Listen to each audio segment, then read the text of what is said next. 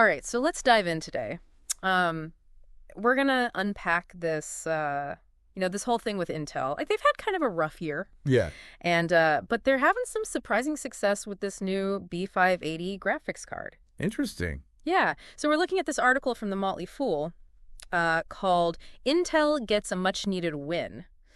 And I think that title really doesn't even scratch the surface. Yeah, it really doesn't. Yeah. So it's pretty amazing when you look at the context of everything that's been going on with Intel. Right.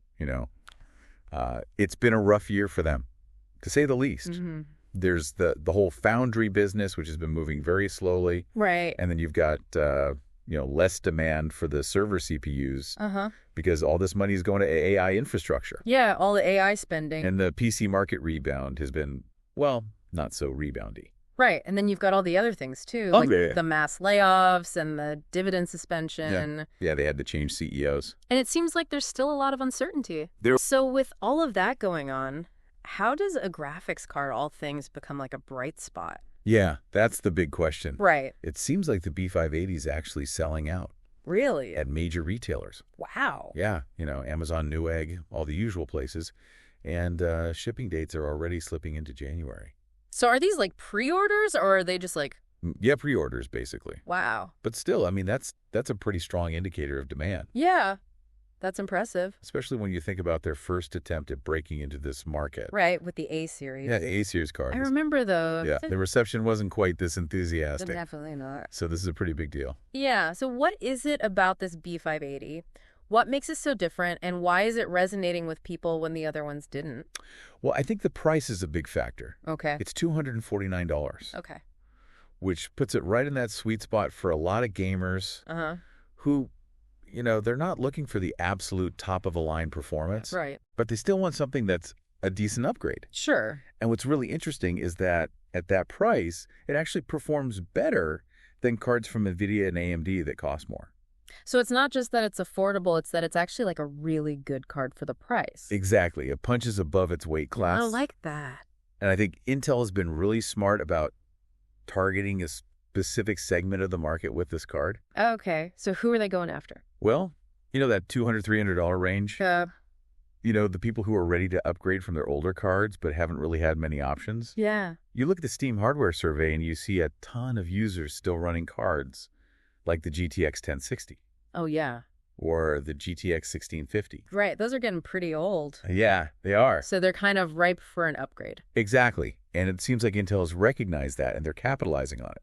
So it sounds like they learned some lessons from their first attempt with the A-series. Definitely. Because I remember those cards had some software problems and driver issues. Oh, yeah, they did. But it sounds like they've really addressed that with the B580. They have. They've really focused on delivering a smooth experience for gamers this time around. Okay, so that combined with the price and the performance, Yeah. It's kind of a winning combination.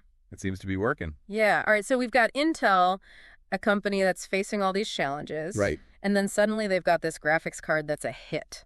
Yeah. This is where it gets interesting. It does. What does this mean for the graphics card market as a whole? That's the big question. What kind of impact could this have? Well, I think it's a huge deal for the market because, for years it's been NVIDIA and AMD. They've been the big players. The duopoly.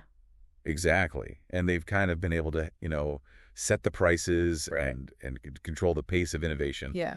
But now Intel comes in with this product that's actually pretty good. And people are actually buying it. Yeah, they are. And that could really shake things up. Yeah. I mean, if Intel can keep this going, this could be a turning point, not just for them, but for the whole industry. Yeah. It makes you wonder if this was like a brilliant strategic move. Right. Or if they just kind of stumbled into this. It's hard to say. Right. But I think there's more to it than just luck. Okay. It seems like they've been paying attention to the market, to what gamers actually want. Okay. There are a lot of people out there who want good performance, but they don't want to spend a fortune. Yeah, they want value. Exactly. And the B580s seems to be hitting that sweet spot. So maybe they saw a weakness in what NVIDIA and AMD were doing? Maybe. Like, those companies have been so focused on the high end. The really expensive cards. Right, and they kind of left this middle ground open. Yeah, they did. And Intel just kind of swooped in. Yeah, it's kind of a classic underdog story. It is, and I have to admit, it's kind of exciting. I think it's good for the market. How so? Well, competition is good. It forces everyone to step up their game. It could lead to better products and lower prices. So we could actually see NVIDIA and AMD lower their prices because of this. It's possible. That would be amazing. It would be good for consumers. Yeah. So you win either way. Exactly. Either you get this great card from Intel at a good price, Uh-huh. or the other companies lower their prices to compete. Yep. It's a win-win. It is. This is really interesting to see how this is all playing out. Yeah, it is. It's like everyone was focused on all these other things with Intel. Right, the foundry business. Yeah, all the problems they're having. The layoffs. Right. And then this graphics card kind of comes out of nowhere. And steals the show. Exactly. It just shows you that even big companies like Intel can be vulnerable. Yeah. They have to adapt to the market. Right. They can't just rest on their laurels. Exactly. It also shows that they can learn from their mistakes. Oh, yeah, for sure. I mean, their first attempt with the A series was not great. No, it wasn't. But they took those lessons and they came back with something better. Yeah, they really did. And they didn't just fix the technical problems. Uh-huh. They seem to have a better understanding of the market this time. Yeah, they realized that price and performance are key. And they delivered on both. They did. But the question is, can they keep this up? That's the million-dollar question. Right. Is this just a fluke? Or is this the start of something bigger? Like, can they become a major player in this market? Well, it remains to be seen. So what would that look like? What do you mean? Like, would they need to expand this B series? Uh-huh. Maybe come out with some higher-end cards? That's one option. To compete with the top-tier stuff from NVIDIA and AMD? Right. But that's a risky move. How so? Well, it's expensive to develop those kinds of cards. Mm-hmm. And they'd be going up against companies that have a lot of experience in that space. So it's a tough challenge. It is. But maybe they could focus on the mid-range. Yeah, become the go-to option for value-conscious gamers. Right, like really own that segment of the market. Yeah, that could be a good strategy. Or maybe they try to do both Maybe they start with the mid-range and then gradually move up. as they gain market share. Yeah, that's a possibility. But no matter what they do, they're going to face competition. Oh, absolutely. NVIDIA and AMD are not going to just sit back and watch this happen. No way they're going to fight back. They've got the resources to do it. Yeah, they've got the money and the experience. So this is going to be a battle. It is. So what does this mean for the future of the graphics card market?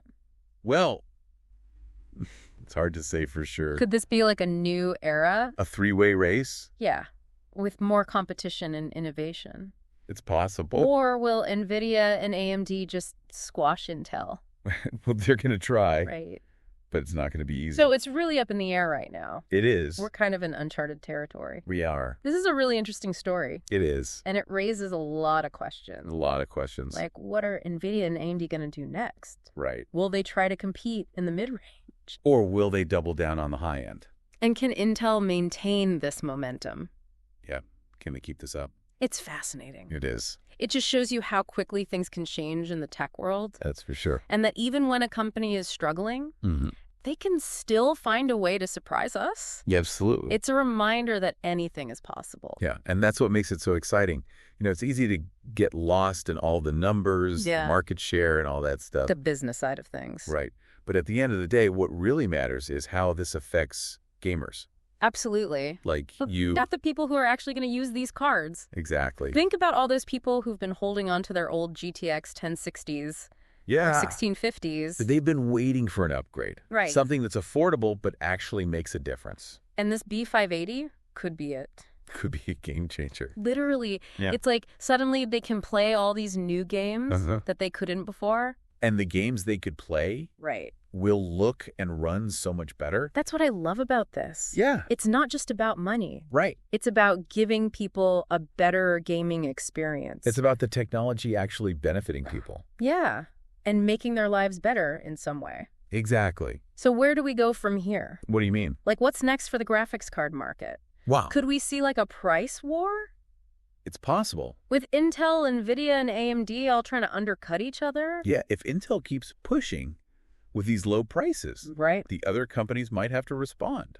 Or maybe we'll see more innovation. Yeah, that's another Look possibility. at all these companies pushing each other. To make better cards, Right, with even more powerful features. like ray tracing. Yeah, and AI upscaling. That would be amazing. It would be a golden age for PC gaming. It would.